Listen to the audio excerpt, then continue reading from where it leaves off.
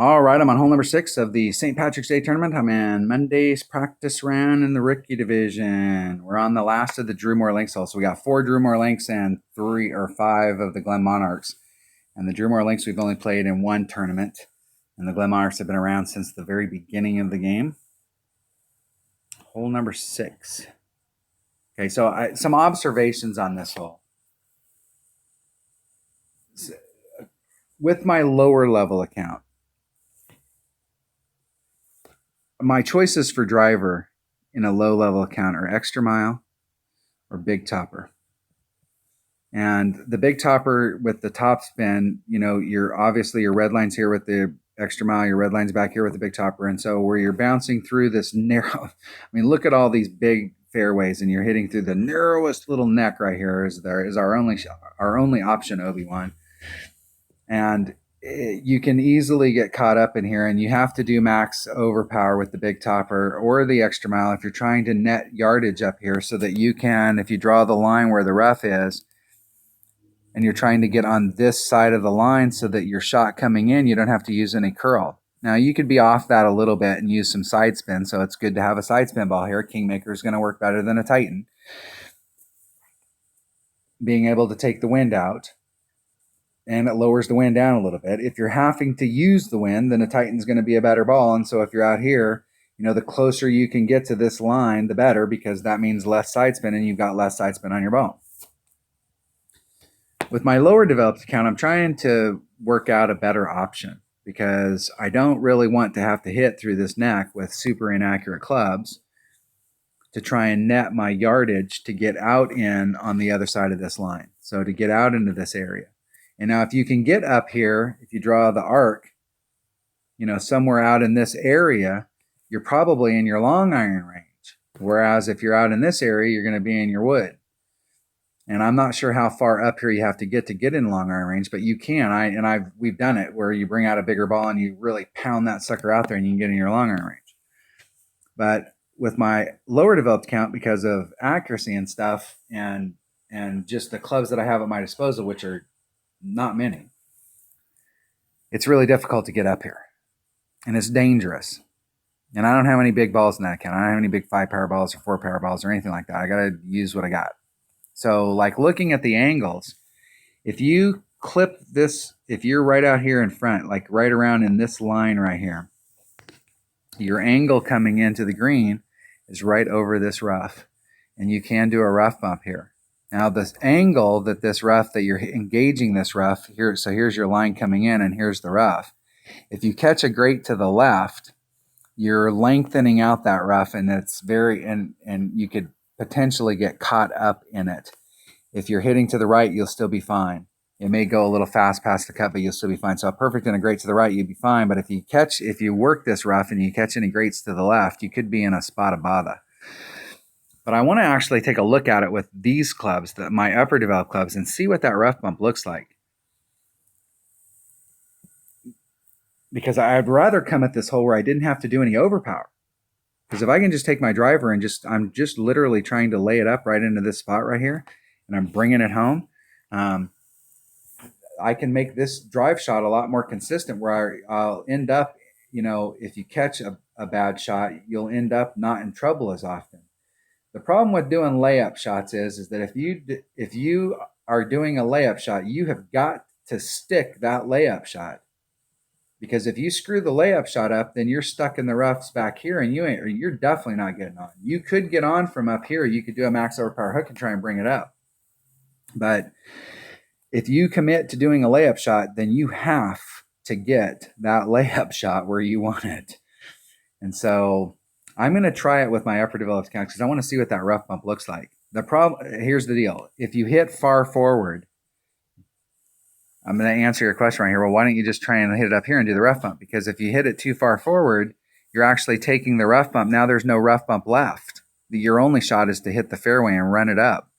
You've taken the rough bump out of play. The only way you're going to keep the rough bump in play is if you're on this side over here so that you can do the rough bump. Now you could end up here, but think about that shot. You're trying to bring it through like this, and here's your first bounce, and here's your, it's going to be super difficult to try and weave and bob it around to get over here so that you still have the rough bump with a lower club. You're more than likely just going to be landing up out here in front so that you open up that window for that rough bump. So I'm going to try it. I'm going to bring 2 bags and see what I can get done with the drive. Because if I can lay this up with a 100% accurate club, then that is the definite way to go. I'm not sure if my rock has enough raw distance to get out there. I mean, it should, but it doesn't have a lot of topspin. And you can bring any of your drivers to do this. I'm just going to explore what my options are with several drivers. And if I can bring a super accurate driver, then that's better. And I definitely want to try and engage this with my sniper. I'm not sure if I have, as far as raw distance goes, what would my other options be?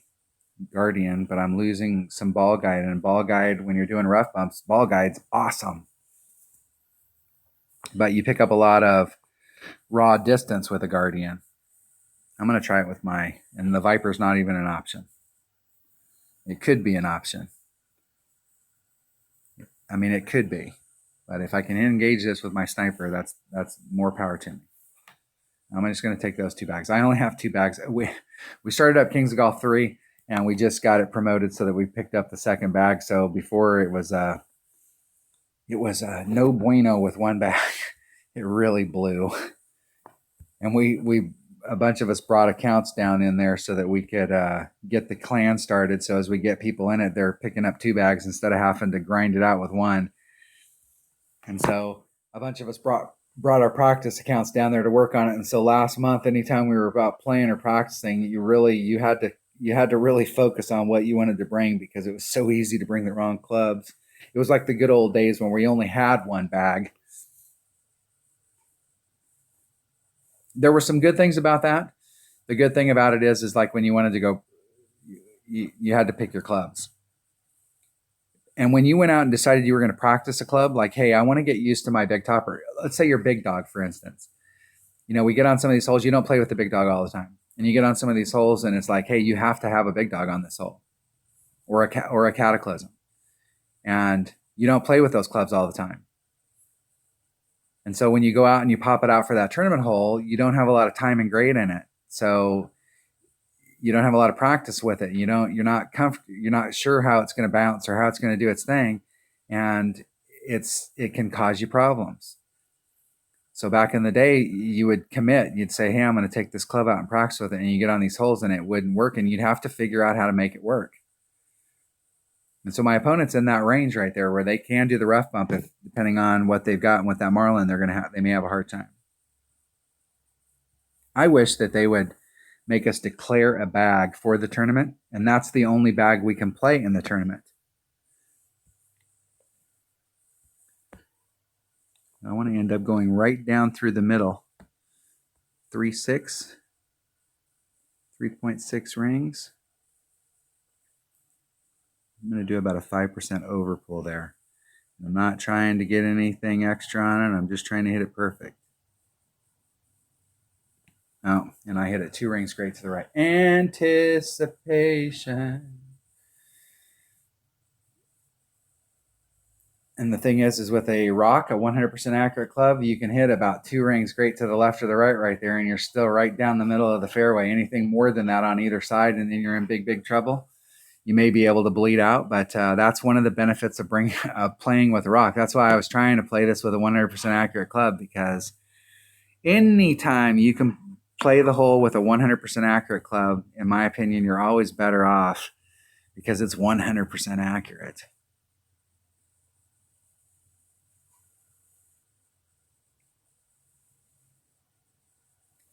And I might have actually hit too far.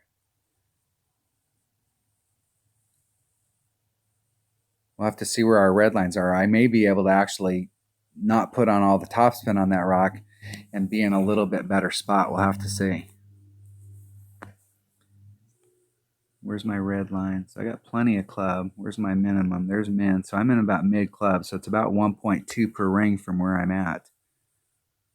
And I'm 2 rings off the transitional surface.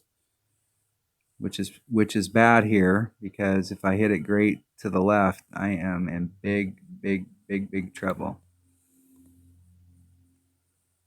Big trouble.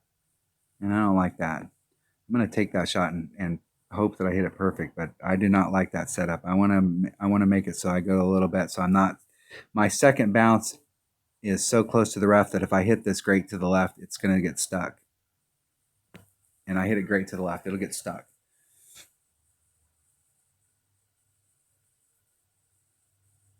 I was trying to dial it up to the cup, and I need to either move up a little bit closer and move in and make it so that I'm like a ring and a quarter, ring and a half off the transitional surface. I want to give myself one ring great to the right so that I don't hit the fairway and bounce over the green.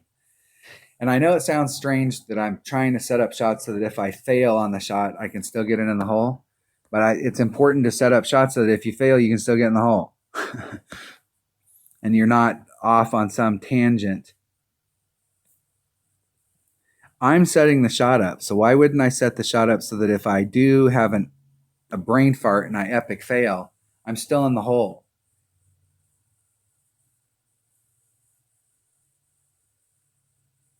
You know what I mean?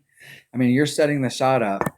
If you hit perfect every single time, then set the shot up and be as tight as you want. But if you don't hit, if you're one of us mortals that don't hit perfect all the time, if you watch my game on a regular basis, I'm not the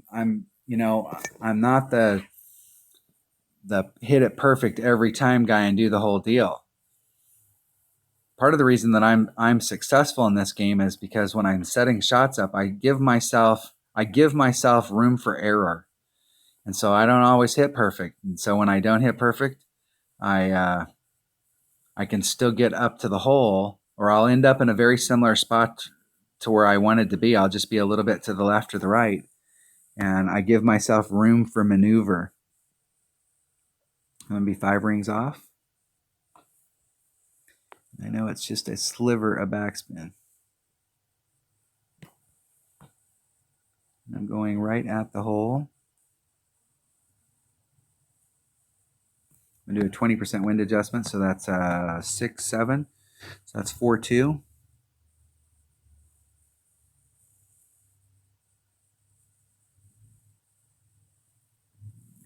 It's 4, 2. Once again, I hit it great to the right.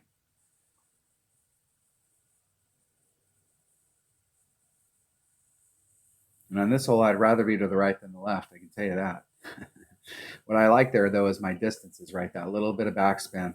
Been working on that just to make sure I can get that where I'm terminating at the cup. So if I was on trajectory, I'd be right at the cup. All right. I'm only going to do those shootouts when I'm on that one. That was hole number 6. So learning a few things about hole number 6 and exactly what I thought. Whereas if you're in that spot, I tried to get super greedy there to dial it up to the hole. But I'm going to try that shot a few times. In this account, I'm going to play it that way every time, because there isn't any, and I can shoot to that same area and work my way around on the other side if I have side spin, and I can work my way around on the other side. So I'm going to explore that area instead of trying to get greedy and get way the hell out there. I'm going to try that shot right there and see what I can get done with that landing zone this week, to see how that works out. And we'll see how it plays out, because if we don't have to do any overpower on that drive, I think that's a bonus. And if we can use a 100% accurate club. All right, that was hole 6. Thanks for watching.